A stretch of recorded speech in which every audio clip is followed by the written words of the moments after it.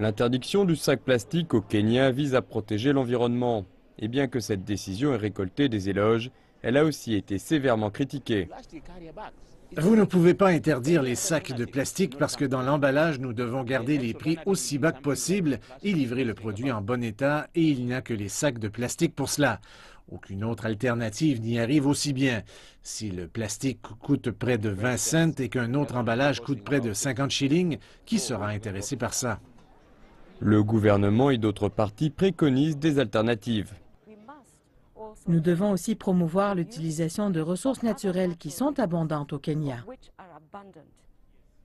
Le gouvernement a préparé des expositions pour les commerçants afin de leur montrer des alternatives aux sacs plastiques. La durabilité environnementale n'est pas bon marché et elle a un coût. Et je ne crois pas que la culture kenyane d'aujourd'hui se pose sur le coût. Souvent, lorsque vous amenez quelque chose de nouveau et de coûteux, les gens n'y adhèrent pas tellement. C'est pourquoi je suis surprise de les voir ici, si nombreux, et j'espère qu'ils adhéreront au changement. Malgré la protestation, le ministère responsable demeure intransigeant et l'interdiction ira de l'avant. À partir du 28, vous verrez dans la plupart des quartiers qu'il n'y aura plus de sacs de polyéthylène et nous voulons être très clairs que dès le 29, vous ne verrez plus le moindre sac de plastique au Kenya. Les partis concernés disent que le gouvernement aurait dû traiter la question de manière différente.